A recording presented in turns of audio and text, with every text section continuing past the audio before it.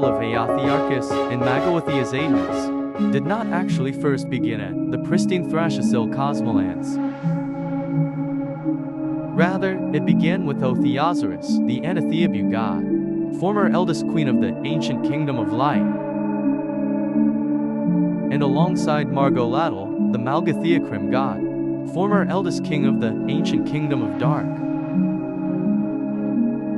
In both kingdoms, Oth and Margo used telepathic communication, debating who held more hypothetical, theopolitical power at the time. Thus the two rulers sent their servants to battle each other into a verdict. Therefore, alas, at the mythical Thracisil cosmolands, home territorial region of the Tabian species, here, Aeothiarchus or Aua calmly waited for Magoa's arrival. Meanwhile, up above, in the layers of clouds, Magoatheazatanus or Magoa was descending from the skyrise above. Then the two servants of theological duality met up, exchanging a dialogue of words while sizing each other up physically. At first, the two servants held formal discourse, but nothing personal. Then out of the great Aua dashed at Magoa, hoping to subdue him. Afterwards, Aua used a low, scarlet ring blast, but Magoa deflected. Consequently, Magoa became irritated, summoning 9 spears from Sarantigra space. But then Aua nullified the 9 spears from Sarantigra, leaving Magoa in a state of speechlessness and curiosity. Next, Aua and Magoa settled down, beginning a nervous dialogue between the two. Then out of the gray, Aua started to transform into her second form. In response, Magoa started to transform into his second form as well. Afterwards, Magoa then summoned 5 crimson portals of Azamadaria, unleashing a clan of 5 Walkathan snakes sent to attack and overwhelm Aua. Then Aua created an anti-Sheldon shield to protect herself, temporarily halting their attacks for a brief duration. Yet the clan of 5 Walkathan snakes tried to break through her shield. Then Aua summoned her sword of Lyhemtheatheus. Then she began slaying each Walkathan snakes, one after another with tense ease.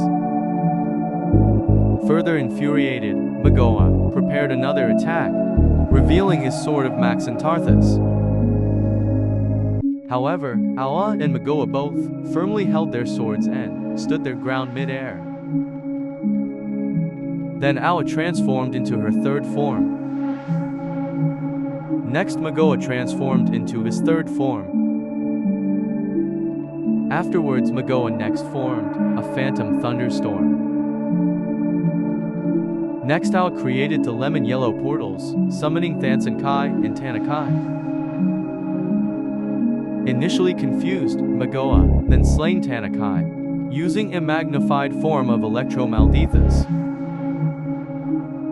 before carefully defeating Thansankai into 2 halves. But this left Aua enraged, forcing Aua to become engulfed in Carmen Theabaka fog. Therefore, within the fog made Aua to complete her transformation into her final 4th form. In disbelief, Magoa followed, transforming into his final 4th form to match her status.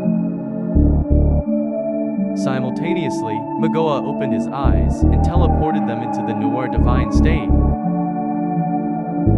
Once in the Noir Divine state, Magoa teleported behind Aua, catching her motionlessly still as a statue.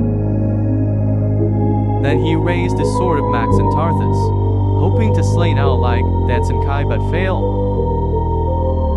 Afterwards, Aua used greater teleportation behind Magoa, throwing off Magoa's focus.